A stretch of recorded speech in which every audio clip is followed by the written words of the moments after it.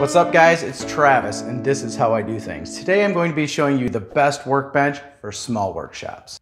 Every workshop needs a great workbench, but if your workshop is like mine, you may not have room for one, but I think I have a great solution for you. There are so many great uses for a workbench in your workshop. I may do without one for many years and my back and knees hate me for it. There's nothing worse than crawling around on a hard concrete floor when you're building your projects. Not to mention, a workbench is great for clamping down workpieces while you're working on them. As I said before, there is no room in my garage for a conventional style workbench, so I had to come up with a creative solution. I started looking around the internet and I found a lot of great portable workbench solutions that you can either buy or build. I also found some great folding workbench solutions you can actually hang on the wall. Another great solution is to put your workbench on some sort of wheels so you can move it around or move it out of the way when not in use. While these are all great solutions, I want a decent sized workbench that could go from stowed to ready to use in seconds. So I decided on this maple workbench with these folding hinges. It can be folded up to use in just seconds and then folded down and put away just as quickly.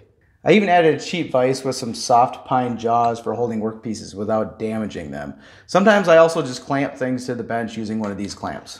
Sometimes I'll even use my workbench as a quick outfeed table when using my table saw or to support longer workpieces when using my miter saw. And if you wanted to add even more functionality, you could also do something like add dog holes or add T-tracks for clamping things down. I'll probably add dog holes to this top at some point, mostly because they're free and sawdust sort of just falls through the holes, where T-tracks can sometimes get clogged with sawdust. You could also add Formica to your top to help prevent wood glue from sticking, but personally, I just like to scrape it and sand it and add a little bit of paste wax every now and then. So this workbench pretty much checks all the boxes for me. It can be set up in seconds, it uses zero floor space, and it uses wall space that I wasn't using anyway. Another thing I'd like to point out is I live in the Midwest, so I have a heavily sloped garage.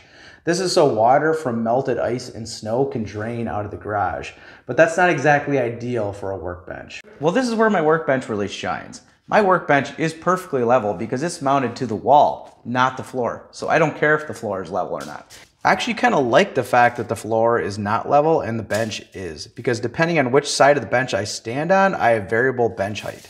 All I did was order this maple top from Home Depot.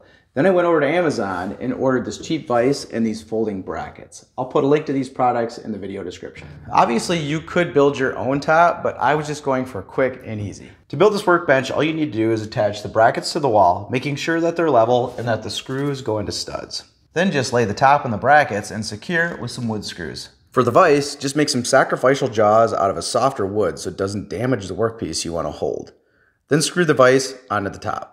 This workbench is quite strong. I beat on things on it and I even use it as a planer stand for a while until I got a dedicated one. And my planer weighs about 100 pounds. So this is pretty much the perfect workbench, right? Well, like anything, it has its flaws. First off, it's hard to work on really large workpieces on this bench because you can't let things hang off the other side because there's a wall here. In those cases, I still usually end up on the floor. While these brackets are extremely tough, I was able to get one to fail after a year of abuse.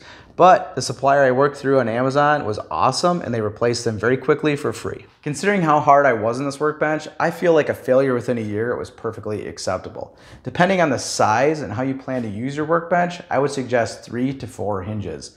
I plan to add a third hinge to this bench eventually. The workbench does have a little bit of give when you put pressure on it, which isn't exactly ideal, especially for woodworking, but I've made it work, and I think adding a third hinge would help this a lot.